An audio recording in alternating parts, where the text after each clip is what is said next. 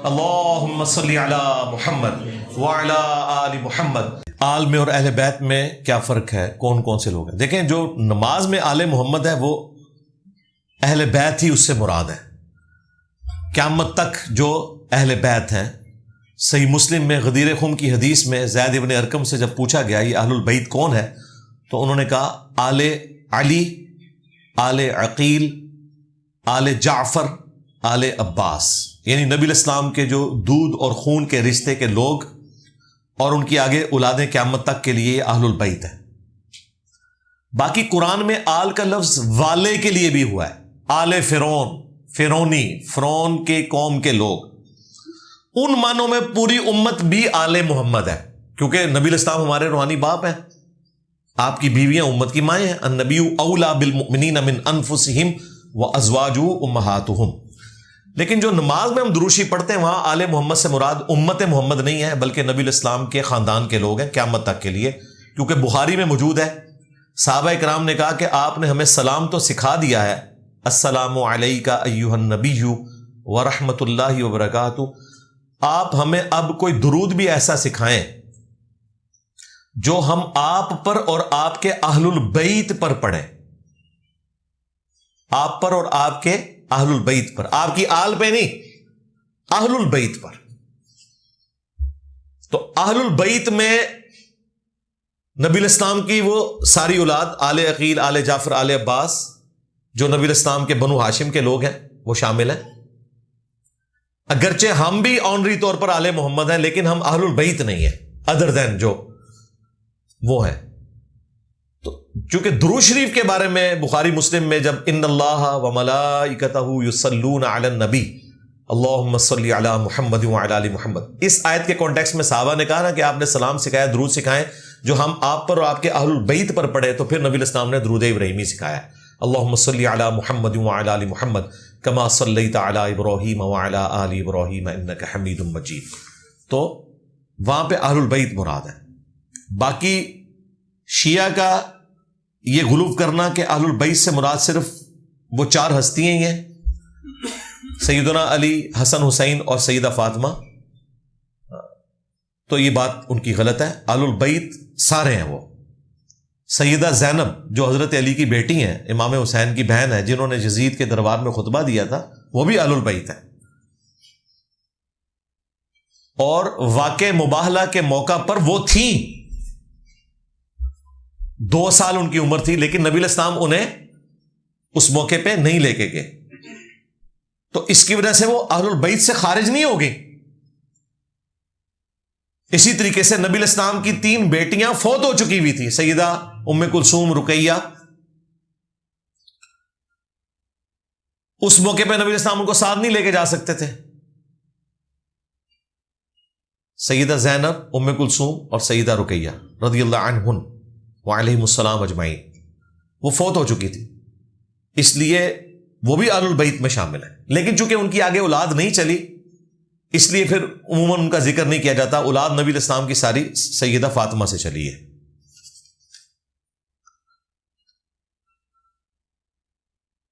جب سے آپ کی ویڈیوز دیکھ رہا ہوں بہت کچھ سیکھنے کا موقع ملا۔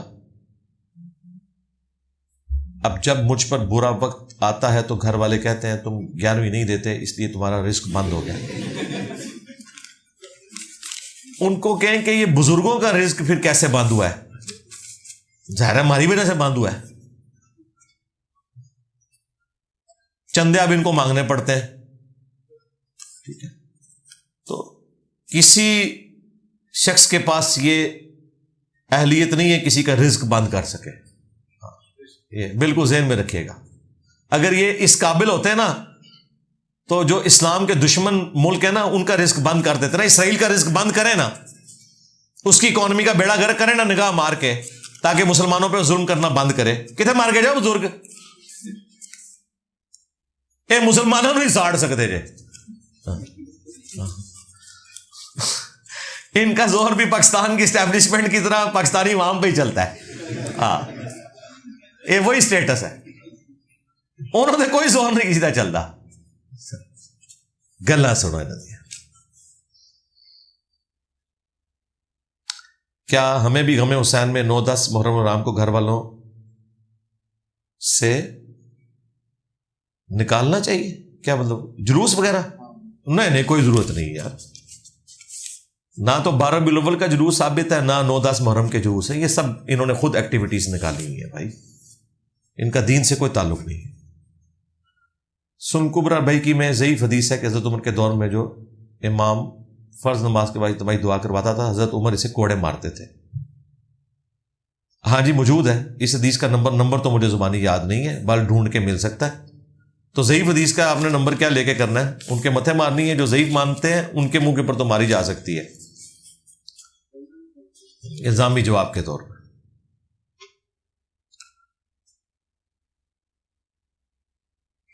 حاکم کی حدیث میں ہے کہ مولا علی نے ایک شخص کو کہا کہ یہ کتا ہمیں سنت سکھا رہا ہے. تو وہ خارجی ہوگا نا، خارجیوں کو تو نبی الاسلام نے جہنم کے کتے کہا ہے نا، اگر واقعی الفاظ موجود ہیں. تو باقی وہ جو ہے بغدادی اور وہ اس کی بنیاد کے اوپر باقی مسلمانوں کو کتا کہتا ہے، وہ بالکل غلط ہے. اور عرب میں کچھ چیزیں محاورتاً بھی چلتی تھی. یہ تو حاکم میں ہے، بخاری میں موجود ہے جب ابو لؤلؤ فیروز نے حضرت عمر کو خنجر مارے تھے تو اس میں بخاری میں الفاظ ہیں کہ حضرت عمر نے کہا کہ اس کتے نے مجھے کاٹ لیا ہے. تو وہ الفاظ موجود ہیں. ایسے لوگوں کو تو آپ ضرور کتا کہیں، لیکن ایک مسلمان کا دوسرے عام مسلمان کو کتا کہنا وہ تو بالکل غلط ہے. ہاں بابا جانی کو آپ کہہ سکتے ہیں، انہوں نے کہا کہ مدینے کا کتا تو میں مشہور ہوں.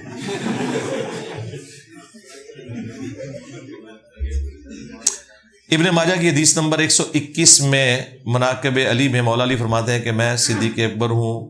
حدیث سند کے لحاظ سے ضعیف ہے. کیا اس کو فضائل کے طور پہ لیا جا سکتا ہے؟ جی بریلویوں کو تو لینا چاہیے، دیوبندیوں کو بھی بالکل. یہ حاکم میں بھی ہے کہ میں صدیق اکبر ہوں، حضرت علی نے فرمایا. تو لیکن یہ کبھی بیان نہیں کریں گے. ویسے یہ حضرت ابوبکر عمر عثمان کی شان میں جھوٹی روایتیں بھی بیان کر دیں گے. حضرت علی کی شان میں جو ضعیف روایتیں آئی ہیں جو ان کے عقیدے کے خلاف ہیں وہ کبھی بھی بیان نہیں کریں گے. فضائل کے طور پہ بیان کرو نا.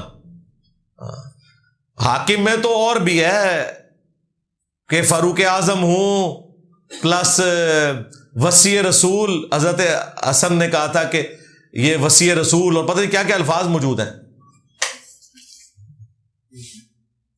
قرآن میں اور حدیث قدسی میں کیا فرق ہے؟ ظاہر ہے ایک وحی مطلوع ہے اور ایک وحی غیر مطلوع ہے. یعنی وہ وحی جس کی تلاوت کی جاتی ہے اور جس کی تلاوت نہ کی جاتی ہو.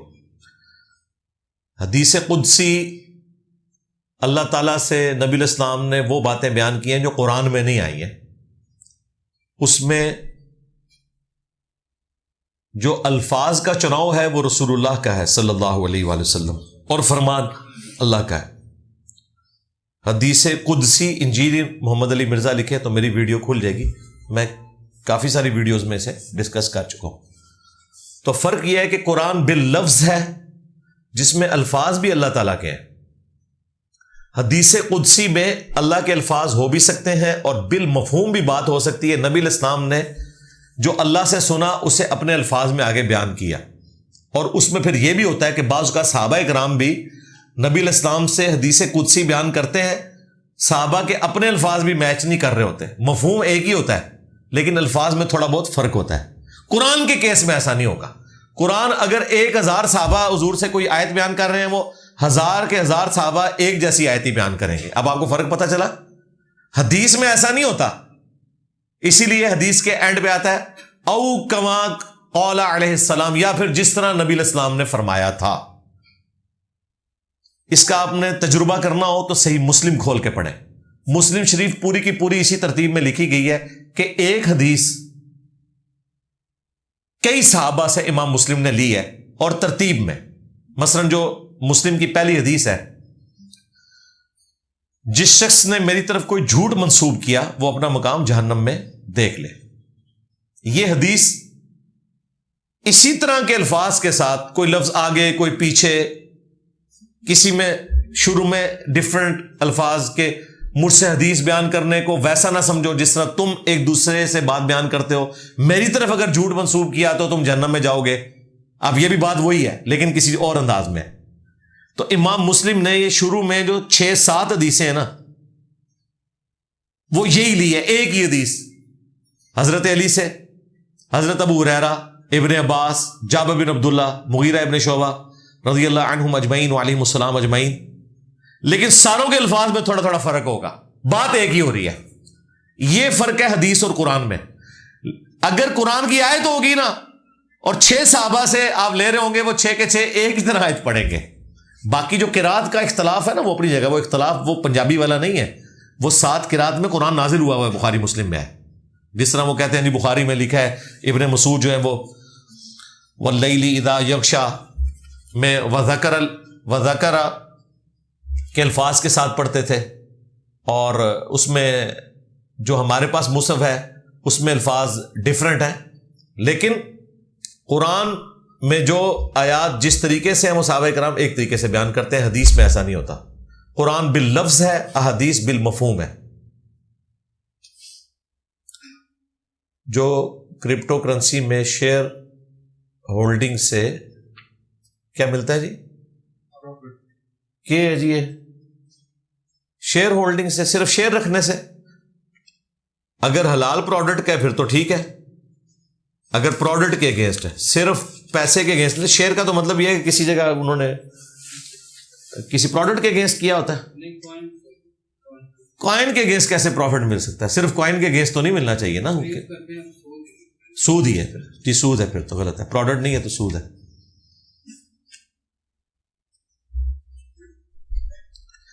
کیا ماں کے شکم میں فوت ہوئے بچے کو قبرستان میں دفنانا چاہیے کہ اس کی عمر بھی 4 ماہ سے کم ہو؟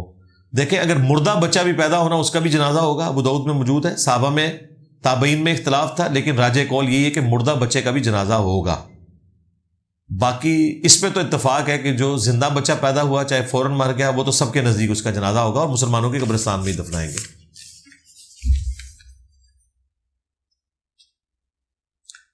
ہیلتھ انشورنس کے بارے میں وضاحت فرما دیں. اگر یہ جائز نہیں تو بیرون ملک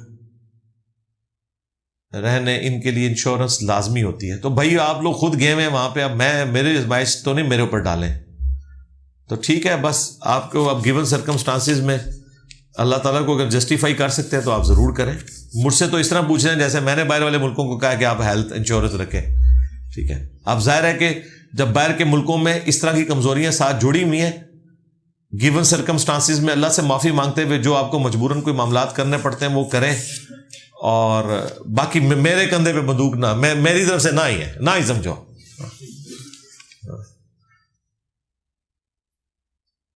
میں شادی شدہ ہوں، والدین نہیں ہیں، اس وقت گھر پورا سنبھال رہا ہوں. میری بیوی اور یہ بھابھی لکھا ہے، بھائی چھوٹا ہے بڑا ہے؟ اس کا کیا کام؟ وہ شادی شدہ ہے؟ ہاں جی، جس کا سوال ہے وہ مجھے بتائے. مینٹل ہے؟ مینٹل ہے نا تو علاج کرائے نا اس کا. باقی ظاہر ہے کہ آپ کے لیے پہلی پرائرٹی آپ کی اپنے بیوی بچے ہیں جی. ہاں، اگر آپ علیحدہ کوئی معاملہ کر سکتے ہیں تو علیحدہ ہو جائے. باقی یہ تو سوشل ایشو ہے، آپ دیکھیں اس کو خود ہی.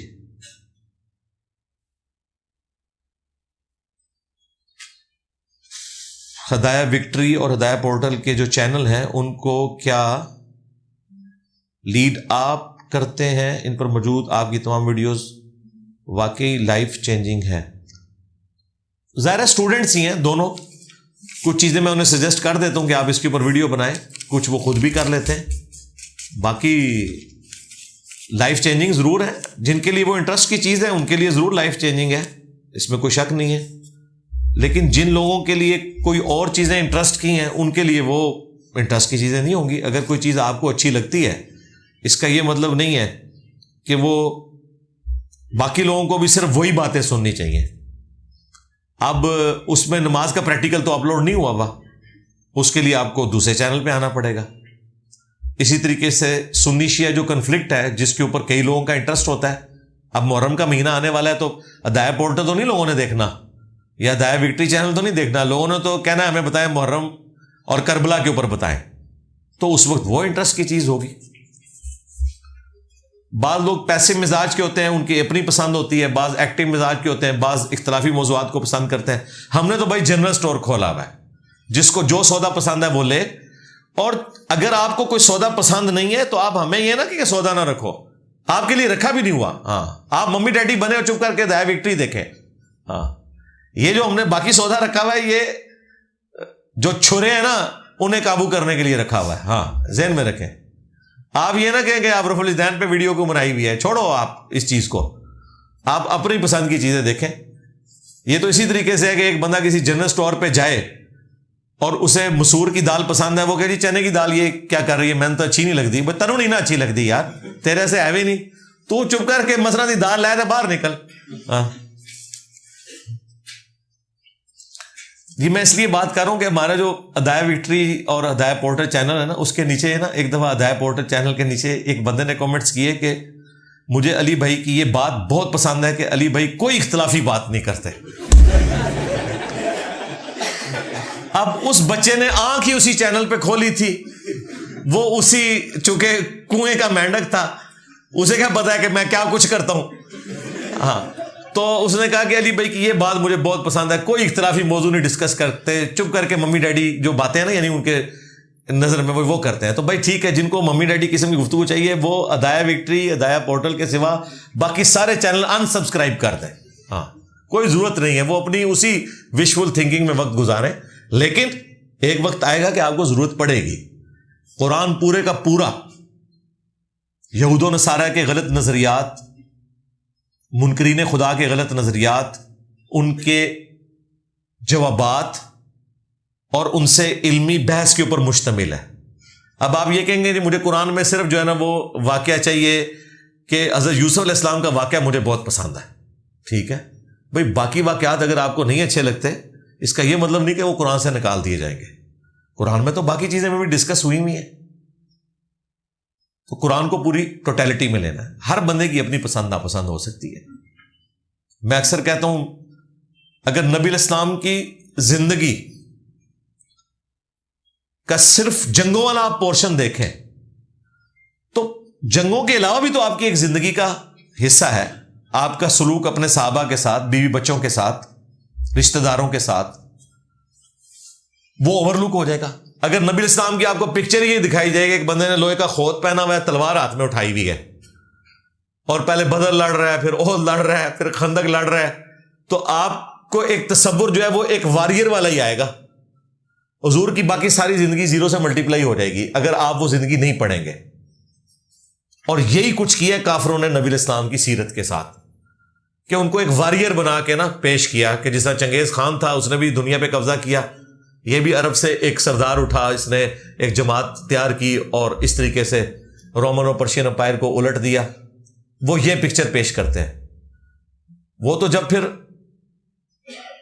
جو لوگ تحقیق کرتے ہیں وہ نبی علیہ السلام کی سیرت پڑھتے ہیں تو انہیں پتہ چلتا ہے یہ تو آپ کی زندگی کا ایک چھوٹا سا حصہ ہے، ٹوٹل آپ کی زندگی یہ نہیں ہے. ان کو حضور کی پھر جب دوسری زندگی بڑی پسند آتی ہے نا تو وہ اسلام قبول کر لیتے ہیں، پھر انہیں یہ بھی ہضم ہو جاتی ہے. ورنہ اگر صرف یہ بتائیں گے تو وہ نہیں مانیں گے کہ نبی علیہ السلام کا ٹوٹل سیرت والا پیکج کیا ہے. یہی کچھ ہوتا ہے. یہ آپ سوچتے ہیں نا کہ میرے چھوٹے چھوٹے کلپ کیوں کاٹتا ہے، یہ میرا یہ امپریشن دینا چاہتے ہیں کہ یہ بڑا غصے میں بڑا بیٹھا ہوا ہے، بابوں نے ادھی مجھ کھول لی ہوئی ہے، ٹھیک ہے، بابا کپڑا پٹ مارنی ہے نا، یہ میری امیج بتانے کے لیے نا تو وہ چھوٹے چھوٹے میرے کلپ کاٹتے ہیں. ٹھیک ہے، تک میرا تو ایک پورا اوور آل ایک پیکج ہے نا. قرآن کی تفسیر ہے، میں تو اختلافی موضوعات پہ بھی بولتا ہوں، اذکار کے اوپر بھی بولتا ہوں، اخلاقیات کے اوپر بھی بولتا ہوں، اور سب سے بڑھ کے جو سب سے مشکل کام ہے کرنٹ افیئر پہ بولنا، اس میں بولتا ہوں، اور جو بولنا چاہیے وہ بولتا ہوں. یہ کوئی بولنا نہیں ہے کہ توہین مذہب کے نام کے اوپر کوئی واقعہ ہو اور آپ صرف اس واقعے کو کنڈیم کریں. بولنا یہ ہے کہ جس تنظیم کی سرپرستی میں ہوا ہے اس کو آڑے ہاتھوں لیں، ریاستی اداروں کو بھی بتائیں کہ تم نے ہمارے اوپر یہ عذاب مسلط کیا ہے. اور آپ دیکھتے ہیں کہ میں کوئی لحاظ نہیں کرتا. جتنی بار توہین مذہب کا ایشو ہوتا ہے میں اسٹیبلشمنٹ کو بھی آڑے ہاتھوں لیتا ہوں، مولویوں کو بھی، ان کی تنظیموں کو بھی. میرے علاوہ کس کی جرت ہے کہ یہ کر کے دکھائے؟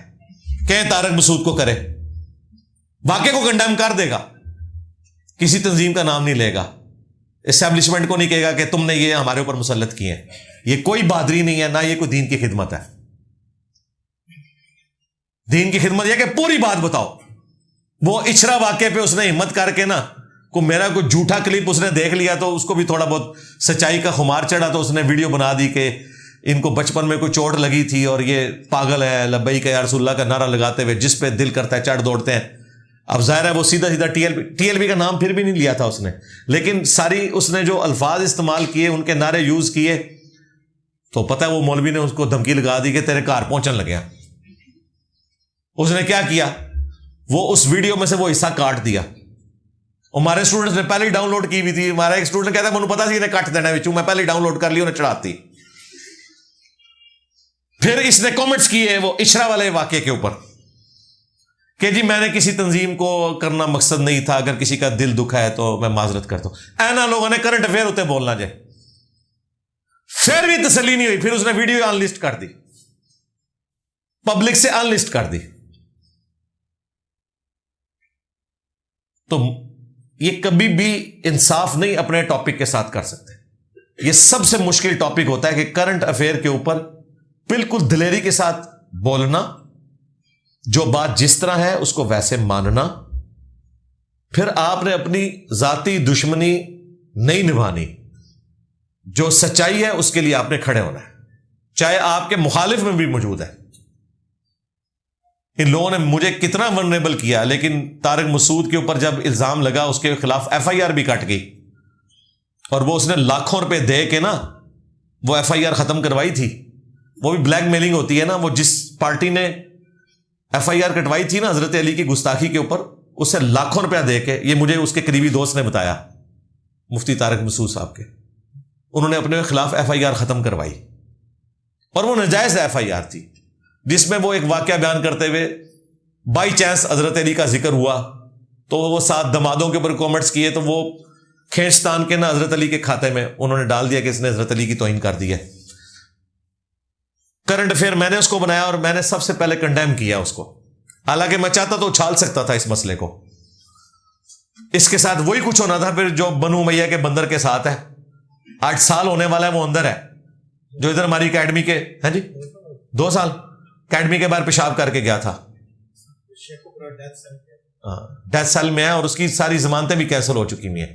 تو اس کے ساتھ بھی یہی کچھ ہونا تھا اگر میں اچھالتا, لیکن نہیں, میں اس کے حق میں کھڑا ہوا کہ یار کوئی مفتی صاحب نے گستاخی نہیں کی ہے, نہ ان کی کوئی نیت تھی, اس طریقے سے گستاخی نہیں بنتی. اتنا میں اپ رائٹ ہوں, کیونکہ اور یہ کوئی اپ رائٹ نہیں, مجھے اللہ سے خوف آتا ہے میں کیسے کر دوں. ابھی یہ سائل عظیم کے ساتھ جو کچھ کیا ہے پی ٹی اے والوں نے, ٹھیک ہے, ایک اپنے لیڈر کی محبت میں خام خواہ ایک بندے کو دھوکے سے اپنے چینل کے اوپر بلا کے اس طریقے سے اسے بے عزت کرنا. اور وہ جو اینکر ہے نا جس نے سائل عظیم کے ساتھ یہ کچھ کیا ہے, اس کے ساتھ جو میں نے کیا تھا نا وہ بھی آپ دیکھیں, پھر آپ کو پتا چلے گا جب انہیں ٹکر کے لوگ ملتے ہیں تو ان کے ساتھ کیا کرتے ہیں. ان کے 5 بڑے بڑے جو یوٹیوبر تھے نا, ایک ایک کو بلا کے, جب انہوں نے میرے خلاف ٹرینڈ چلایا تھا نومبر 2023 میں, ایک ایک کے ساتھ جو میں نے کی تھی نا وہ وہی کچھ کی تھی جو شاہزیب خانزادہ کرتا ہے پولیٹیکل لیڈرز کے ساتھ, پوری ورکنگ کر کے بیٹھا ہوتا ہے.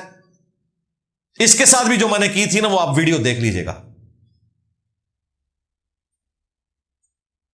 اور اس نے اس کو بلا کے جس طریقے سے, ٹھیک ہے وہ بیچارہ کوئی اس کو ڈیگریڈ کرنے کے لیے بیٹا نہیں بول رہا تھا, وہ اس کا تکیہ کلام ہے. جو ٹیچرز ہوتے ہیں نا ان کو عادت پڑ جاتی ہے, ایون ان کے ہم عمر بھی کوئی بندہ سامنے بیٹھا ہو نا, وہ فی البدی ان کی زبان سے نکلتا ہے بیٹا یوں نہیں یوں ہے. یہ بیٹا وہ والا نہیں کہہ رہا ہوتا جو آپ وہ پنجابی میں کسی کو تنگ کرنے کے لیے کہتے ہیں پتر میں تنوں ویکھ لینا, یہ وہ نہیں ہوتا. یہ ٹیچرز کے اندر آ جاتی ہے.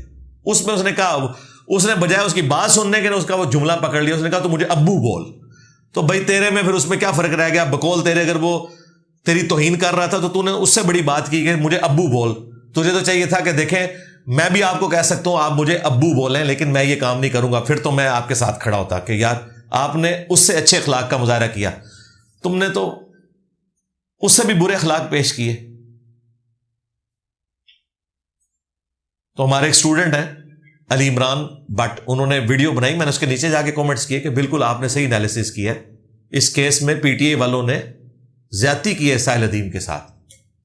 باقی جو سائل عظیم کا موقف ہے اس میں مجھے بھی ان سے اختلاف ہے, اختلاف رائے اپنی جگہ, لیکن جب اس قسم کی آپ زیادتی کسی کے ساتھ کرتے ہیں, پھر میں نے, حالانکہ میرے ساتھ کیا کیا ہے اس نے میری لائف ورنیبل کی تھی سائل عظیم نے, اس نے کہا جی اس نے آئرن ڈوم کو حفیظہ اللہ کہہ دیا، میں تو بعد ہی کچھ اور کر رہا تھا، تفنن کے طور پہ ایک بات کر رہا تھا، اس نے پکڑ کے آدھا کلپ لے کے تو میرے اوپر ویڈیو بنائی، میں نے اس چیز کا بدلہ نہیں لیا، میں نے کامنٹس کیے کہ نہیں یار وہ اس کا ظرف تھا، ہمارا ظرف یہ ہے کہ کسی کے ساتھ زیادتی ہوگی ہم کہیں گے کہ غلط ہو رہا ہے، یہ کوئی طریقہ نہیں ہے کہ آپ اس طریقے سے کریں۔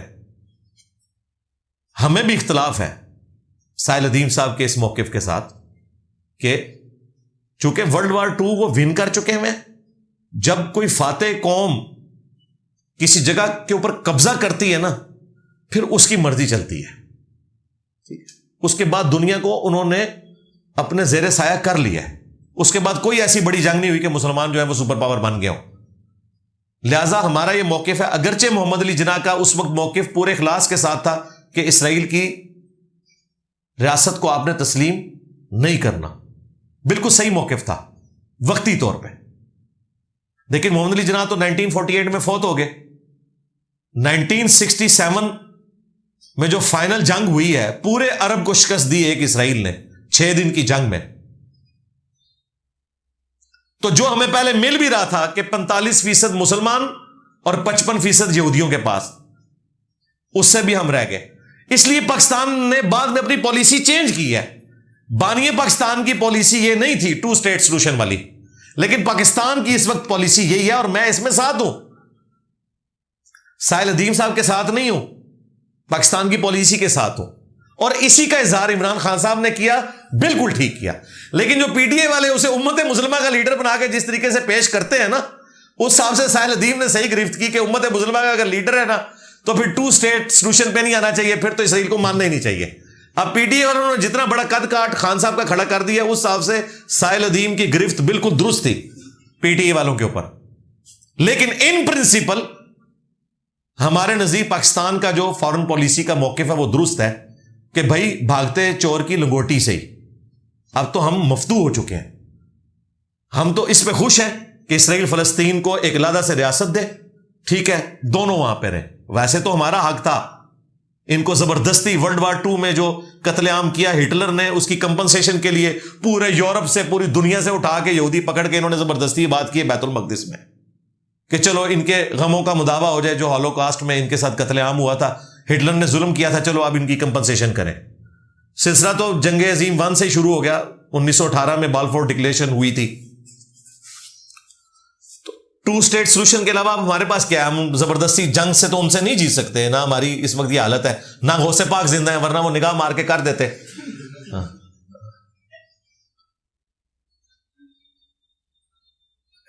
اس زمانے تک گئے اور سارے بابے میں مار چھڑے رہے۔ وہ صحیح کہا تھا وہ ڈاکٹر احمد نصیر نے کہ جب سے انجینئر صاحب آئے ہیں بزرگوں نے اڑنا چھوڑ دیا ہے، بزرگوں نے درختوں کو سونا بنانا چھوڑ دیا ہے، ہاں جی، پانی پہ چلنا چھوڑ دیا ہے۔ پہلے بھی کوئی انسان چل دیتے، میرے بات ویسے ہی ڈر گئے جائے۔ تو 2 اسٹیٹ سولوشن جو ہے وہ مجبوراً پھر ظاہر دنیا اب UN کی قراردادوں میں بندھی ہوئی ہے، سیدھی سی بات ہے۔ اگر ہم یہاں سے پیچھے ہٹتے ہیں تو پھر ہمیں کشمیر والے اسٹیٹس سے بھی پیچھے ہٹنا پڑے گا UN کی قراردادوں کے تحت، تو ایک موقف رکھنا پڑے گا، ہم مفتو ہو چکے ہیں۔ اب ہم پرانے خواب دیکھیں، ان گیون سرکمسٹانسز میں ایسا نہیں ہو سکتا، ہمیں اپنی سپیس کو ہی حاصل کرنی ہے، الٹیمیٹ گول ضرور رکھیں، لیکن فی الوقت تو کوئی ریلیف پہنچائے نا، اور پھر معاملات کو لے کے چلیں۔ یہ تو اسی طریقے سے کہ 800 سال تک اسپین پہ حکومت رہی ہے، کس کی؟ مسلمانوں کی۔ اب ہم ان سے کہیں کہ اسپین ہمارے والے کرو، یہ ہمارے پاس تھا، وہ کہیں گے جب تم آئے تھے اس سے پہلے تمہارے پاس تھا، اس سے پہلے تو کرسچنز تھے نا۔ پھر 800 سال مسلمان رہے، پھر دوبارہ سے کرسچنز کی حکومت آئی، اب تو خیر بالکل وہ اب لبرل قسم کی، اب آپ کہہ لیں ایتھیسٹ ٹائپ ہی لوگ ہیں، لیکن بہرحال وہاں کی ساری فروٹ سبزی کی منڈیاں پاکستانی دیکھ رہے ہیں۔ سلام ہے جناب گورے کو، پاکستانی وہاں گئے ہیں اور یہ سارا کاروبار چلا رہے ہیں، انہوں نے اجازت دی ہوئی ہے، نہ ہمارے انہوں نے دین کو دیکھا کہ یہ ڈیفرنٹ ہے ہم سے، نہ نیشنلٹی کو دیکھا۔ مسلمان وہاں کما رہے ہیں، ہمارے جیلم سے کئی لوگ اسپین میں بیٹھے ہوئے اور یہاں پہ ریمیٹنس بھیج رہے ہیں، تو اتنا حوصلہ ان کے اندر ہے۔ امریکہ میں تو بہت زیادہ ریمیٹنس آ رہے ہیں، نان مسلم ملکوں کے اندر بھی انہوں نے اپرچونٹیز ہمیں دی ہوئی ہیں۔ تو اس حوالے سے جو موقف ہے عمران خان صاحب نے جو کچھ بیان کیا یا شہباز شریف صاحب نے یا ہمارے کوئی بھی پرائم منسٹر 2 اسٹیٹ سولوشن کی, ہمارے آرمی چیف کوئی بھی ہو وہ بات کرتے ہیں, وہ بالکل درست بات ہے. ابھی گیون سرکمسٹانسز میں یہی ہو سکتا ہے. لیکن سائل ادیم صاحب کے اخلاص میں کوئی شک نہیں ہے. وہ اپنے اس موقف پہ کہ 2 اسٹیٹ سولوشن نہیں, وہ سارا علاقہ ہی مسلمانوں کا ہے. حضرت عمر نے ایک ٹریٹی کے تحت اس جگہ کو اپنے قبضے میں لیا تھا کرسچن سے, اور جو ٹریٹی تھی اسی کو ہمیں فالو کرنا چاہیے. کاش ایسا ہو سکتا, لیکن اب ورلڈ پالیٹکس بدل چکی ہے. ہم مفتوح ہو چکے ہیں, وہ فاتح ہیں. تو ان گیون سرکمسٹانسز کے اندر پھر شرعی احکام کے پوائنٹ آف ویو سے ایک ٹالرنس والا معاملہ آ جاتا ہے. نبی الاسلام نے بھی کئی چیزیں, اب صلح حدیبیہ جو ہوئی ہے, حضرت عمر جیسا بندہ بھی کہہ رہے ہیں یا رسول اللہ اگر ہم سچے ہیں تو پھر ہم دب کے صلح کیوں کر رہے ہیں, بخاری مسلم میں آتا ہے. پھر حضرت بکر کے پاس وہ گئے, پھر انہوں نے ان کو ڈانٹا کہ اللہ کے رسول ہیں. بظاہر وہ شرائط مسلمانوں کے خلاف تھی لیکن ایکسیپٹ کرنی پڑی گیون سرکمسٹانسز میں. بعض اوقات ایسا ہو جاتا ہے. لیکن اس کے بعد ایک بندے کے ساتھ یہ کرنا کہ آپ اسے دھوکے سے اپنے چینل کے اوپر بلائیں, اور آپ نے پورا پلان بنایا ہوا ہے کہ اس کو اب ہم نے بےعزت کرنا ہے کیونکہ اس نے ہمارے پولیٹیکل لیڈر کو, جس کو ہم نے مذہبی لیڈر بنایا ہوا ہے, پولیٹیکل لیڈر بناؤ, واللہ مجھے کوئی اعتراض نہیں ہے, مذہبی لیڈر نہ بناؤ خدا کے لیے. ان لوگوں کا مذہب کے ساتھ کیا لینا دینا یار, مسلمان ہے بس اتنا ہی کافی ہے. باقی نہ ان کا ماضی کا کردار تمام لیڈرز کا, نہ حال کا, مستقبل ہمیں نہیں پتا. کوئی پیشوائی والا نہیں ہے, سیدھی سی بات ہے. بات بات پہ جھوٹ بولنا, دھوکہ دینا, یو ٹرن لینا, باتوں کو بدلنا, حکومت میں ہونا تو سیم پیج, باہر نکلنا تو آئین کے لیے جہاد کرنا, حکومت میں ہونا تو گود میں بیٹھنا, باہر نکلنا تو ووٹ کو عزت دو, پھر بوٹ بھی پالش کرو, اسی آرمی چیف کو ایکسٹینشن بھی دو, پھر ووٹ کو عزت دو. تماشا لگایا ہوا ہے. ان کی حقیقت ہم پہ کھل چکی ہے. ہاں پولیٹیکل لیڈرز آپ محبت کریں, آپ نے جس کو ووٹ دینا ہے وہ دیں, وہ آپ کا رائٹ ہے. مذہبی پیشوا نہ انہیں مانے, بس ہمارا اختلاف یہ ہے. ونس آپ مذہبی پیشوا بنا کے پیش کریں گے نواز شریف کو, زرداری کو, عمران خان کو, پھر ہم کہیں گے خدا کے لیے اپنی دنیا تو تم نے برباد کی ہوئی ہے. پاکستان میں جو عوام کی حالت ہے, آخرت تو کم از کم بچا لو, مر کے تو چین آ جائے گا نا. ہاں ان لیڈروں کے پیچھے اپنی آخرت نہ برباد کرو. لیکن یہ کیا کرتے ہیں کہ ایک بندہ جو پیورلی دین کے جذبے میں بات کر رہا ہے, آپ علمی اختلاف اس سے کر سکتے ہیں, اسے پکڑ کے کہ اس نے ایک بات کی اور وہ بھی 30 سیکنڈ کا اس کا کلپ کاٹا انہوں نے. اس کلپ کے فوراً بعد انہوں نے کہا تھا مجھے بھی دل سے عمران خان پسند ہے, سائل ادیم نے, وہ حصہ بھی انہوں نے بیچ میں ڈالا, پکڑ کے وائرل کر دیا. وائرل کیا تو آپ دیکھیں ٹرینڈ چلانے شروع کر دیے, اور پھر جب اس طریقے سے اسے دھوکہ دے کے چینل پہ بلایا تو اس کے ساتھ جو سلوک کیا, وہ بعد میں کہتا رہا جی میں معذرت کرتا ہوں کاظمی صاحب آپ سن لیں, لیکن نہیں, وہ تو ظاہر پورا طے کر کے بیٹھا ہوا تھا. پھر اسے کہہ رہے جی تم جو ہے وہ اسرائیل کے 5 شہروں کے نام بتاؤ, تم جو ہے وہ فلسطین کے 5 شہروں کے نام بتاؤ. اللہ کے بندو, یہ اسی طریقے سے خادم رضوی کہنا جی میں جڑا وہ ججاں کو دعائے قنوت سننی ہے. حالانکہ ان سے ہم دعائے قنوت سنیں, ان کو بھی نہیں آتی. یہ جو دعائے قنوت پڑھتے ہیں قنوت نازلہ کی ہے. جو دعائے قنوت اصل ہے جامعہ ترمذی میں اللہم اہدنی فی من ہدیت, وہ انہوں نے بھی نہیں آمدی جب تک کہ یاد نہ کی ہوئی ہو. اس طرح ہوتا ہے یار کہ شہروں کے نام بتاؤ. بھائی ایشو کو ڈسکس کرو, یہ کوئی طریقہ نہیں ہوتا. ایشو کو ڈسکس کرو اور پھر اس سے طریقے سے گفتگو کرو. لیکن اگر آپ بیٹھے ہوئے ہیں اس کے لیے میں بلا کے کسی کو بے عزت کروں گا, اس کا مذاق اڑاؤں گا, اور پھر میں جو ہے واہ واہ کروں گا, پھر باقی لوگ بھی اس پہ وی لاگ بنائیں گے, دیکھا جی ساڑھے لیڈر کے خلاف بولے اسی اسی کرتا ہے, کر دیتا, وہ کر دیتا.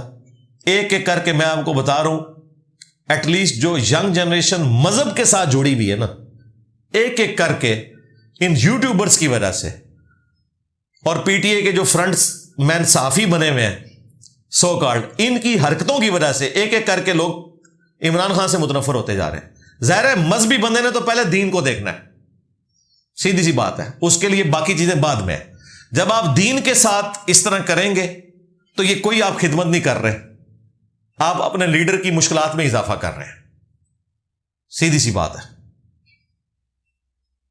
اور دن بدن وہ جو میں نے آپ کو شروع میں ہی بتایا تھا کہ نہیں ان کو جیل سے نکلنے دیں گے,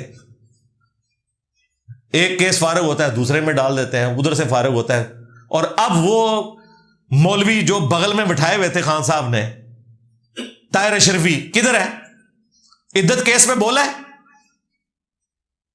میں بولا ہوں. اور نہ وہ مولانا صاحب بولے ہیں جو رو رو کے دعائیں کرواتے تھے بنی گالا میں. اب چونکہ وہ میرے لیے بھی ایک قابل احترام ہے, میں نام ان کا اس لیے نہیں لے رہا. کون آتا ہے سامنے بھائی؟ میں بولا ہوں, دلیری کے ساتھ بولا ہوں کہ یار غلط ہو رہا ہے, اس طریقے سے نہیں, ایسا ہونا چاہیے. لیکن اگر آپ یہ کہیں گے کہ ہم مذہب کو پسے پش ڈالیں اور پولیٹیکل لیڈرز کی محبت میں اس لیول کے اوپر چلے جائیں کہ دین کا اپنا جنازہ نکال دیں, اور دین کے حوالے سے جو لوگ غلط ایکٹیویٹی کر رہے ہیں, اللہ کے بندوں, P T I, Noon League, Peoples Party تو شاہی کوئی نہیں ہے, ہم تو T L P, T T P, جو مذہب کی بنیاد کے اوپر دہشت گردی پھیلائے ہوئے ہیں ملک کے اندر, ہم ان کو کچھ نہیں سمجھتے, ان پہ ہم کرٹیسزم کرتے ہیں. یہ تو بےچارے سارے برگر فیملی والے لوگ ہیں. وہ پی ٹی آئی یا نون لیگ یا پیپلز پارٹی نے میرے اوپر کوئی قاطعانہ حملہ تو نہیں کروا دینا اگر میں ان کے لیڈر سے اختلاف کرتا ہوں. زیادہ گالی گلوچ کریں گے, یہ تو چھوڑتے نہیں, 5 دفعہ تو میرے پہ اٹیمپٹ کروا چکے ہیں, تو میں ان کو آج بھی آڑے ہاتھوں لیتا ہوں. تو یہ کسی زوم میں نہ رہے کہ ہم انہیں معاف کر دیں گے. یہ کوئی طریقہ نہیں ہے کہ آپ مذہب کو پسے پش ڈالتے ہوئے اپنے پولیٹیکل لیڈرز کی محبت میں اس لیول کے اوپر آگے جائیں کہ جو لوگ دین کی کوئی آواز اٹھائے ہوئے ہیں آپ ان کو اس طریقے سے بلا کے بے عزت کریں اور انہیں کہیں کہ یہ مولوی بک گیا. یہ لکھا ہے جی بک گیا جی, اسٹیبلشمنٹ نے ایک نیا بندہ لانچ کر دیا ہے ساحل ادیم کی شکل میں. جو ساحل ادیم کو سنتا ہے اسے پتا ہے کہ اسے اسٹیبلشمنٹ سے کتنی محبت ہے. اب جن کو ابھی تازہ اسٹیبلشمنٹ سے اینٹی ہونے کا خمار چڑھا ہوا ہے تو وہ سمجھتے ہیں کہ ہم سے بڑا کوئی اینٹی اسٹیبلشمنٹ نہیں ہے, حالانکہ یہ سیم پیج والے وہ لوگ ہیں جنہوں نے کیا کچھ نہیں اپنے دور حکومت میں کیا. ابھی دیکھیں وہ مرزا شہزاد اکبر صاحب نے انٹرویو دیا ہے ہمارے دوست وڑائچ صاحب کو, انہوں نے کہا یہ احسن اقبال, خاقان عباسی, مفتاح اسماعیل پہ جعلی کیس بنائے گئے تھے. اب مانا ہے وہ جو رائٹ ہینڈ تھا خان صاحب کا, اس وقت ہم کہہ رہے تھے زیادتی کر رہے ہو, اب مان گئے وہ. اور باقی کوئی تھوڑی بہت کوئی پردہ رہ گیا تھا, فواد چودھری صاحب ساڈے جیل دی سرکار, انہوں نے وائس آف امریکہ نے انٹرویو دیتا ہے, وہ دیکھ لو. یہ میں باتیں اس لیے کر رہا ہوں, مجھے کوئی پالیٹکس سے غرض نہیں ہوتا ہے. مجھے خطرہ یہ لگا ہوا ہے کہ ہمارے اسٹوڈنٹس میجورٹی ہیں ینگ جنریشن, اور وہ پالیٹکس میں پی ٹی آئی میں, ادھر بھی میرا خیال اکثریت, چلو ایمانداری نال دسو کہڑا کہڑا پی ٹی آئی دا سپورٹر ہے. اوے پی ٹی آئی یوٹیوبر ہے ویکھ لو, تو آڈے لیڈر دی محبت انجینئر صاحب دے کوئی اسٹوڈنٹ اے نہیں ہے کہ اکیڈمی چھڑ جان گے. ہاں, ان کے لیے پہلی چیز دین ہے, پولیٹیکل لیڈر بعد میں. ہاں بالکل ایسا ہی ہے نا جی. ہاں ووٹ جنہوں مرضی پاؤ یار, اس طرح نہیں, لیکن دین پہلے, اللہ کے نبی پہلے, قرآن پہلے. باقی آپ کے پولیٹیکل اختلاف آپ رکھ سکتے ہیں. صحابہ میں پولیٹیکل اختلاف تھا آپس میں, ٹھیک ہے, ہو سکتا ہے. سعد ابن عبادہ نے حضرت ابو بکر اور عمر کی بیعت نہیں کی, کتنی بڑی بات ہے. ہم اس کی زبان کھینچ رہے ہیں جو سعد ابن عبادہ کے بارے میں کوئی گستاخانہ جملہ بولے. کیوں؟ ان کا احسان رسول اللہ کے اوپر ہے. 155 صحابہ جو اصحاب صفا حضور کے شاگرد تھے, حضور تو ان کا خرچہ نہیں اٹھا سکتے تھے, 155 حضور کے شاگردوں کا خرچہ ایک بندہ اٹھاتا تھا, سعد ابن عبادہ, خزرج کا سردار. نہیں بیعت کی ابو بکر کی, عمر کی بھی نہیں کی, تو کیا ان کے اسلام کے اوپر اثرات ختم ہو گئے؟ حضرت ابو بکر کیا مقام اپنی جگہ, لیکن اتنے بڑے بڑے صحابہ, ابو درداء, ابو ہریرہ, یہ وہ لوگ ہیں جو حضرت سعد ابن عبادہ کے کھانے کے اوپر پلے ہوئے ہیں. تو ان کی اسلام کے لیے خدمات کو ہم زیرو سے ملٹیپلائی کر دیں گے؟ نہیں. پولیٹیکل اختلاف ہو سکتا ہے, دین کے لیے نبی علیہ السلام کے ساتھ سارے مخلص تھے, ٹھیک ہے, کہیں پہ کسی کو غلطی لگی وہ اپنی جگہ, دین کے ساتھ پکے مخلص لوگ تھے. ہاں جنہوں نے کوئی ہینگی پینگی کی بھی ہے وہ رپورٹ ہوگی, ان کا معاملہ اللہ کے سپرد, ہم خلفائے راشدین کے ساتھ کھڑے ہوئے ہیں. لیکن اس کی بنیاد کے اوپر جو واقعی اسلام کے پکے مجاہد رہے ہیں ان کے بارے میں ہم کبھی بھی اس طرح کسی کو اجازت نہیں دیں گے کہ وہ کرے. تو دین پہلے نمبر پہ ہے اور باقی ساری چیزیں بعد میں ہیں, دین کی نسبت سے ہوں گی. تو اس لیے میں میرا حالانکہ میں تو اسے اسپیشل ٹاپک بھی بنا سکتا تھا, یہ جو ایکٹیویٹی ہوئی ساحل عظیم والی, لیکن میں نے اس ارادہ نہیں تھا. ابھی بائی چانس چونکہ وہ پرچی سے میں چلتے چلتے اس طرف چلا گیا, ادروائز میں نے اس کو ایڈریس بھی نہیں کرنا تھا. لیکن میں اب چونکہ اس وقت ایک چیز میرے دماغ میں آئی ہوئی تھی تو میں نے اس کو فی البدی بیان کر دیا کہ خدا کے لیے یار یہ والا کام نہ کریں. تو میری مجبوری اس لیے ہوتی ہے کہ ہمارے اسٹوڈنٹس زیادہ تر ٹین ایجرز ہیں اور ینگ جنریشن ظاہر ہے خان صاحب سے ایک محبت رکھتی ہے. وہ ظاہر ہے انہوں نے جو پالیٹکس دیکھی ہے اس میں ان کو خان صاحب ہی نظر آتے ہیں. اگر وہ 40 سال سے اوپر ہوتے تو انہیں پتہ چلتا ہے یہ جو تماشے آج لگے ہوئے ہیں یہ سارے تماشے بے نظیر نواز شریف کے اس زمانے میں بھی تھے. ہر زمانے میں اسٹیبلشمنٹ کی ایک بی ٹیم ہوتی ہے اور پھر جب ان کو نکالا جاتا ہے پھر وہ نظریاتی ہو جاتے ہیں. ہمیں تو اس وقت بھی پتا ہے کیا کچھ تھا لیکن ان بچوں کو نہیں پتا. تو کم از کم انہیں ہم سمجھا نہیں سکتے اس حوالے سے تو کم از کم یہ تو ان کو بتائیں کہ یار اپنا مذہبی پیشوا نہ بناؤ ان کو. پولیٹیکل لیڈرز ہیں رکھو محبت رکھو بالکل سچائی کے لیے کھڑے ہو اور جس کو سپورٹ کرنا ہے آپ ضرور کریں لیکن اس کاسٹ کے اوپر نہیں کہ اپنے مذہب کا آپ نقصان کریں. اب کسی پی ٹی اے کے سپورٹر کا جو دینی تھا یہ کام نہیں بنتا تھا کہ وہ سائل عدیم کے اس ایکٹیویٹی جو کی اس کے ساتھ ایک یوٹیوبر نے اس میں وہ کوئی گالی گلوچ کرتا یا اس کا مذاق اڑاتا. یہ بالکل زیادتی والی بات ہے. ایون میرا بھی کوئی اسٹوڈنٹ آ رہا کہ جی اے انداڑ تھلے آ گیا سائل عدیم تے ہوں اسی 4 گالا کڑی اپنے استاد دا بدلا. نہ میں ایسے اسٹوڈنٹ سے دنیا اور آخرت میں بھی اعلان برات کروں گا جو مجھے بنیاد بنائیں گے کسی کے ساتھ محبت یا دشمنی کرنے کی.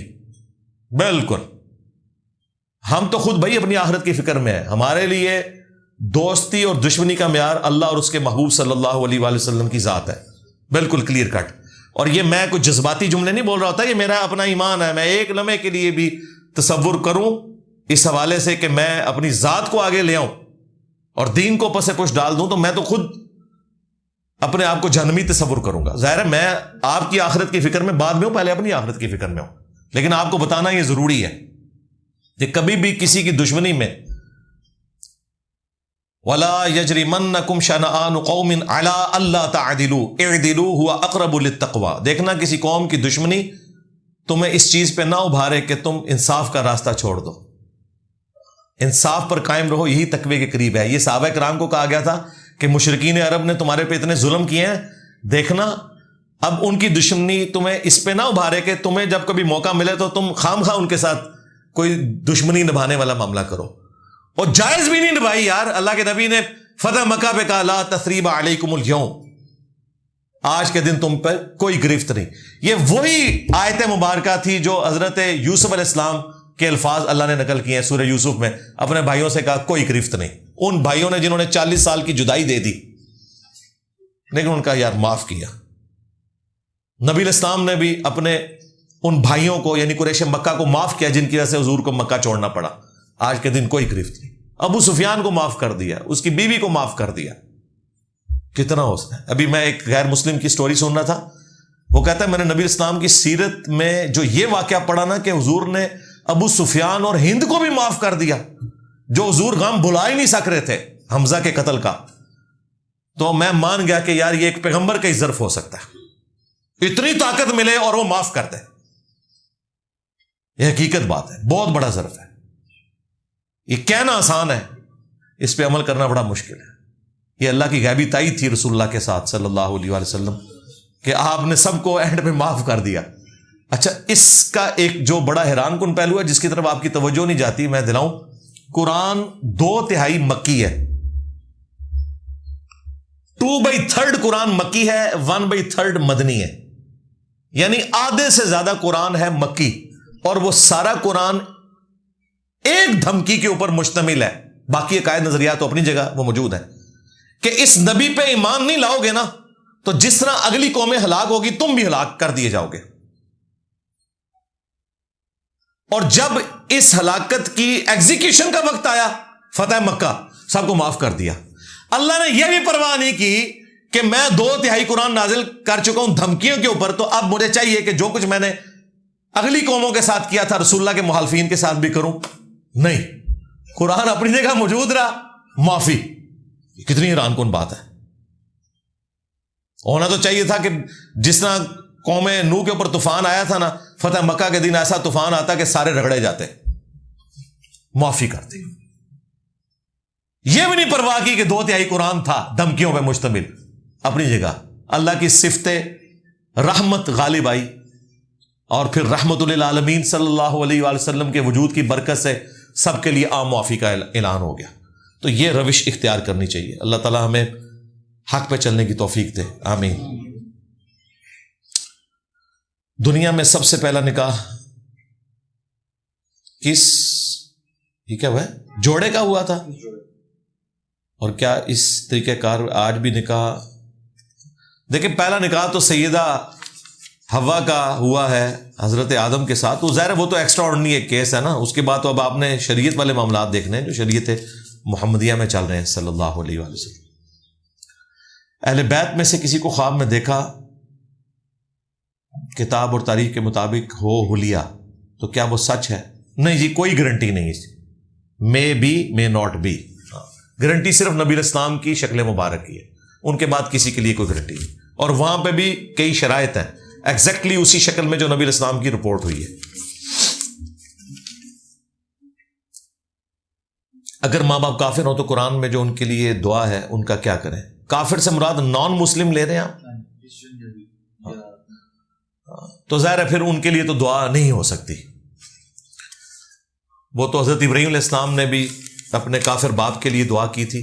اب یہ اختلاف ہے کہ وہ باپ تھا والد نہیں تھا یعنی چچا تھا, وہ ایک الگ سے بحث. لیکن بہرحال سورہ توبہ میں آیا کہ کسی اہل ایمان کے لیے یہ شایع نہیں ہے کہ نہ کسی نبی کے لیے, یہ بھی اس میں الفاظ ہیں, نہ کسی نبی کے لیے نہ کسی ایمان والے کے لیے کہ اسے پتا چلے کہ اس کے قریبی رشتہ داروں میں سے کوئی شرک پہ ہے کہ ان کے لیے دعائے مغفرت کریں. یہ شایع نہیں ہے. ریسٹ ان, وہ RIP لکھتے ہیں نا, ریسٹ ان پیس. ہاں, یہ بھی آپ نان مسلم کے لیے نہیں لکھ سکتے. زندگی میں آپ دعا دے سکتے ہیں. آپ کسی نان مسلم کو حافظ اللہ کہیں, زندہ ہے تو اس کے لیے ہدایت کی دعا کریں. مر گیا تو اب اس کے لیے آپ دعا نہیں کر سکتے, وہ اللہ کے پاس چلا گیا. اگر وہ کلمہ گو ہے, اگرچہ اس کے عقیدے میں شرک ہو, بدعت ہو, سب کچھ ہو, چونکہ مسلمان ہے اس کے لیے دعا کریں گے. تو نان مسلم کے لیے دعا نہیں ہوگی.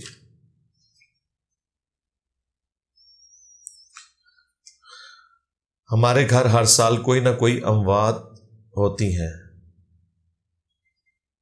گھر کے نیچے قبریں ہیں اس لیے اموات ہو. اور نہیں جی نہیں, اس طرح نہیں اموات ہوتی بھائی.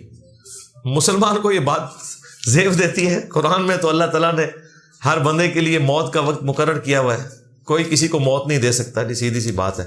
سیدنا خالد بن ولید کو دیکھیں, ان کے جو اشعار ہیں وہ آج بھی ان کے قبر کے ساتھ جو ملحقہ مقبرہ یا مسجد بنی ہے اس کی دیوار پہ لکھے ہوئے ہیں کہ اگر موت میدان جنگ میں آنے سے ہوتی تو مجھے آتی. میں 100 سے زیادہ جنگوں میں شریک رہا اور میرے جسم کا کوئی ایک حصہ بھی نہیں ہے ایسا جس پہ کسی نیزے, تلوار یا برچھی کے زخم کا نشان نہ ہو.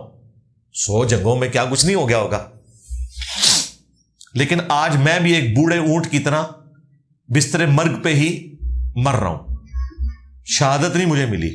ویسے آنری شہادت تو مل گئی. مسلم شریف میں حدیث ہے, جس کی تمنا ہو کہ وہ اللہ کی راہ میں شہید کیا جائے, وہ اپنے گھر بستر پہ بھی مرے تو اللہ اسے شہید کاؤنٹ کر لے گا.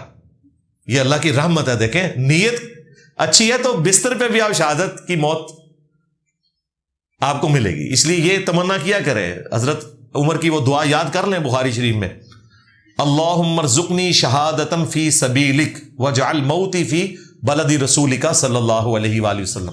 اے اللہ مجھے اپنی راہ میں شہادت کی موت دینا اور رسول اللہ کے شہر مدینہ میں موت دینا, آمین. تو یہ دعا کرتے رہے, باقی اللہ کی مرضی قبول کرے یا نہ کرے. لیکن اگر شہادت کی موت نہ بھی ملی, شہادت کی تمنا تھی, تو بستر مرگ پہ بھی آپ کو ثواب مل گیا. اور اس کا ایک وائس ورسا ورژن بھی ہے. صحیح مسلم میں حدیث ہے, جس کے دل میں شہادت کی تمنا نہیں وہ منافقت کی شاخ پر مرا. ہاں, وہ مومن نہیں ہے. تمنا ہونا ضروری ہے. باقی اللہ کی مرضی کہ آپ کو سرکمسٹانسز کیا ملے وہ ایک الگ چیز. کیا بندہ اپنی بیوی کو اس کے ماں باپ کے گھر جانے سے روک سکتا ہے؟ اسلام میں ایسا کچھ ہے؟ استغفر اللہ, اسلام میں ایسا کون سا ظلم ہو سکتا ہے بھائی, کیوں جانے سے روکیں؟ اس کو سمجھنے کے لیے نا اپنے آپ کو ادھر رکھیں کہ کیا آپ کا داماد آپ کی بیٹی کو آپ اور آپ کی بیوی سے ملنے سے روک دے تو تصور سے ایک کانپ اٹھیں گے آپ. اپنی اولاد کا جب غم نظر آتا ہے تو پھر انسان کو پتہ چل جاتا ہے. یا اس سے تھوڑی ہلکی مثال, آپ کی سسٹر کو اس کا ہسبینڈ آپ کے ماں باپ سے ملنے سے روک دے, کہیں گے توبہ توبہ بہت ظالم ہے, تو بس لو سامو.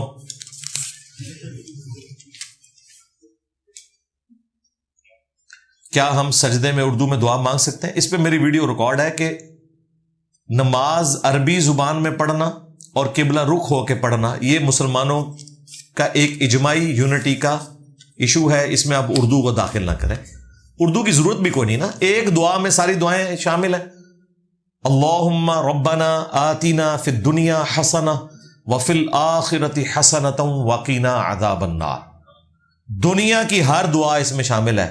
جو آپ کا مسئلہ ہے وہ ذہن میں رکھ کے یہ دعا کریں کہ اللہ ہمیں دنیا میں بھی بھلائیاں عطا فرما, آخرت میں بھی بھلائیاں عطا فرما, اور آخرت کی سب سے بڑی بھلائی بھی دے دے کہ ہمیں جہنم کی آگ سے بچا لے. آمین.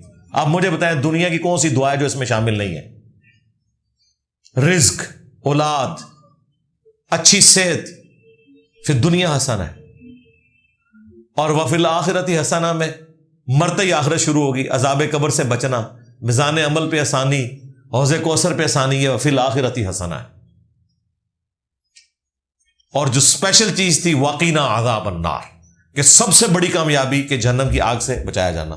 تو یہ اپنے ذہن میں رکھیں. اگر کوئی پیپروں کے لیے بھی دعا کر رہے ہیں نا تو یہ دعا کرے اللہم ربنا آتنا فی الدنیا حسنہ, تو اس کے اندر شامل ہے. باقی آپ کی بات ٹھیک ہے, سجدے میں دعا کرنی چاہیے.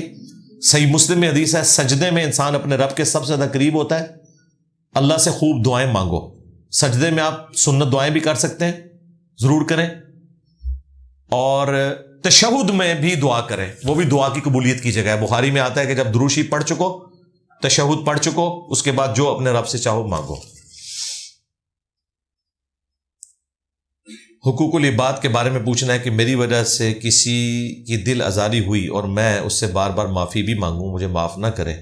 دیکھیں اگر زبان سے دل آزاری ہوئی ہے, معافی مانگ لی, سفارش بھی ڈلوائیں, پھر بھی نہیں معاف کر رہا, پھر اللہ سے معافی مانگے کہ قیامت کے دن اے اللہ اسے مجھ سے راضی کر دے, تو انشاءاللہ آخرت میں اللہ تعالیٰ کوئی اس کا سبب بنائے گا.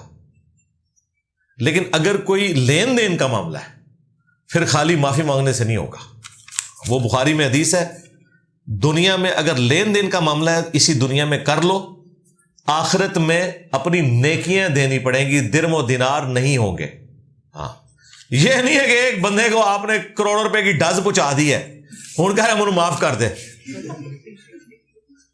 ہاں اگر آپ بالکل کنگال ہو گئے ہیں, آپ کے پلے کوئی شے نہیں ہے, آپ کوئی ایفرٹ بھی نہیں کر سک رہے اپنا قرضہ اتارنے کے لیے, پھر تو ایک الگ بات ہے کہ کوئی اللہ تعالیٰ کوئی آسانی کرے. ادروائز یہ نہیں ہو سکتا کہ آپ ایفرٹ نہ پٹ کریں. کئی لوگ ہیں انہوں نے بڑی محنت کی ہے, قرضے اپنے اتارے, اور یہ قرضے کا مسئلہ تو اتنا خطرناک ہے. صحیح مسلم میں حدیث ہے کہ شہید کا ہر گناہ معاف ہے, قرضہ اس کا بھی معاف نہیں ہوگا. جی ہاں. اور بخاری مسلم میں حدیث ہے اگر کوئی مقروض کا جنازہ آتا تھا نا, نبی علیہ السلام وہ جنازہ بھی نہیں پڑھتے تھے. آپ کہتے تھے تم پڑھ لو میں نہیں پڑھوں گا. پھر اللہ نے جب وسعت دی, بخاری مسلم کے الفاظ ہیں, پھر نبی علیہ السلام بیت المال میں سے اس کا قرضہ اتارتے تھے اور آپ آیت تلاوت کرتے تھے النبی اولی بالمؤمنین من انفسہم وازواجہم امہاتہم. نبی مومنین کی جانوں پر ان سے بڑھ کر حق رکھتے ہیں, نبی کی بیویاں امت کی مائیں. حضور کہتے تھے یہ میرے بچوں کی مانند ہے, اس کا قرضہ میں اتاروں گا.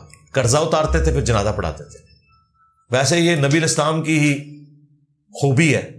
قرآن میں یہ نہیں لکھا ہوا تھا کہ نبی نے قربانی کرنی ہے اپنی اولاد کے لیے. قرآن میں تو یہ لکھا تھا النبی اولا بالمؤمنین من انفسہم, نبی مومنین کی جانوں پہ حق رکھتے ہیں.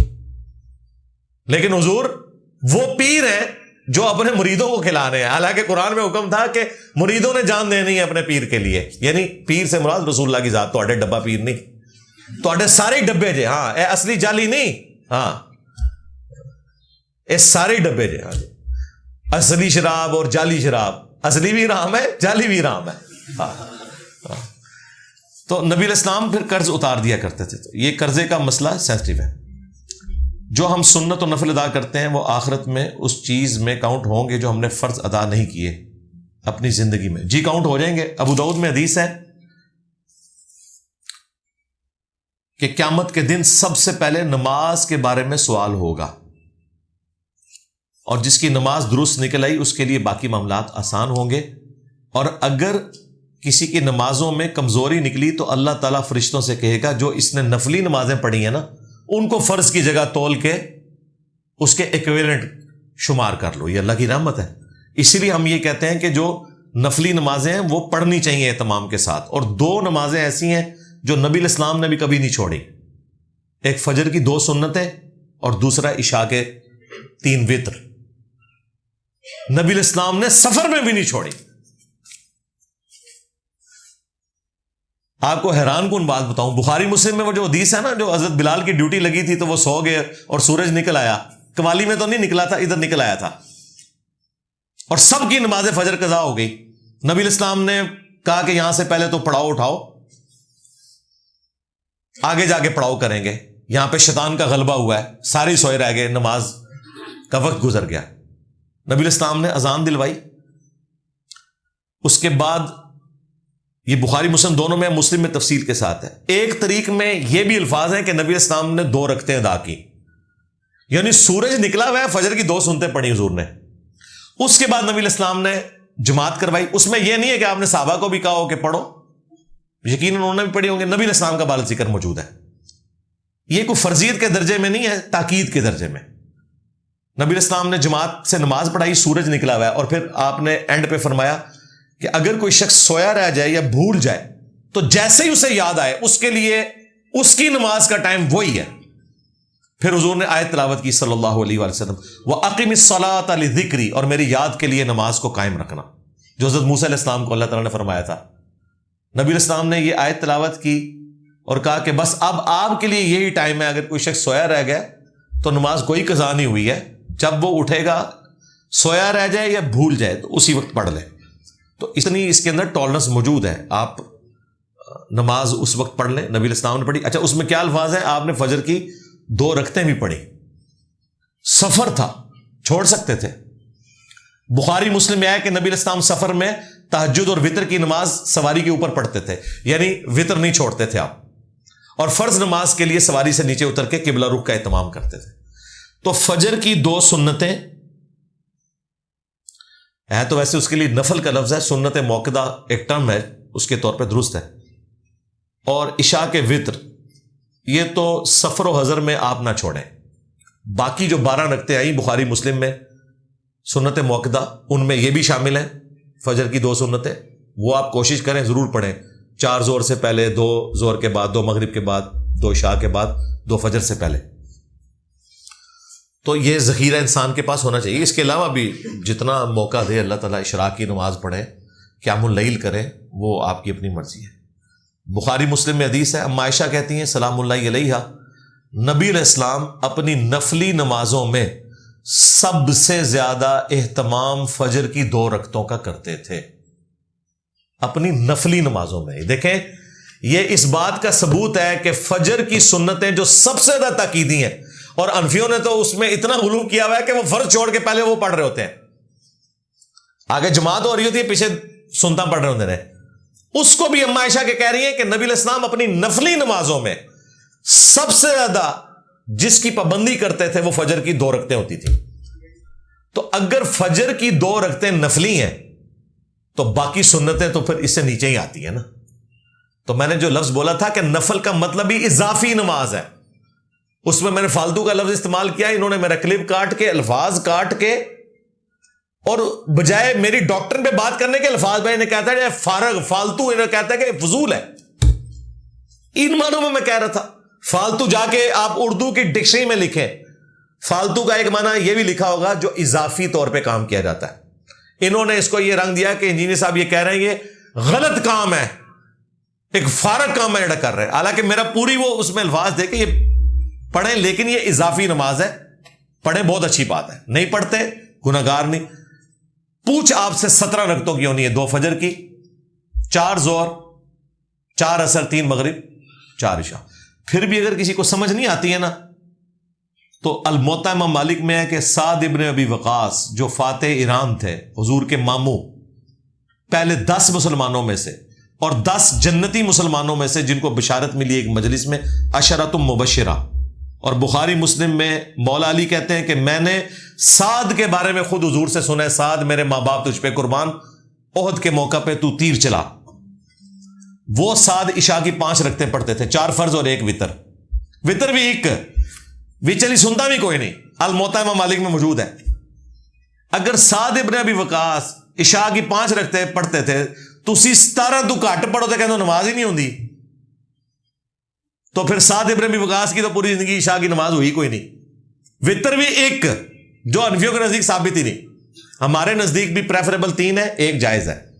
وہ بخاری میں حضرت ابو بکر کا پوتا کہتا ہے، قاسم بن محمد بن ابی بکر، کہ میں نے صحابہ کو 3 وتر پہ پایا، البتہ 1 پڑھنے میں بھی حرج نہیں، بالکل 1 بھی ہو جاتا ہے۔ سنت موقدہ بھی نہیں پڑھتے تھے حضرت سعد بن ابی وقاص، تو ان کی نماز نہیں ہوتی تھی۔ یہ کتابوں کا دین ہے۔ انہوں نے لوگوں کو عشاء کی 17 رکعتیں بتا کے نا، بس انہوں نے لوگوں نے کیا، بس ان نماز پھر چھاڑ ہی دو۔ پہلے تو صحابہ کرام سے پوچھیں کہ وہ دنیا فتح کر بیٹھے ہیں، سکون سے گھر میں بیٹھے ہوئے، کیوں عشاء کی 5 رکعتیں پڑھ رہے ہیں؟ ان کو تو چاہیے تھا 34 پڑھن۔ ان کی ڈاکٹرن میں بھائی جب اللہ تعالیٰ نے آسانی دی ہے، کوئی لے لیتا ہے تو آپ کو کیا تکلیف ہے؟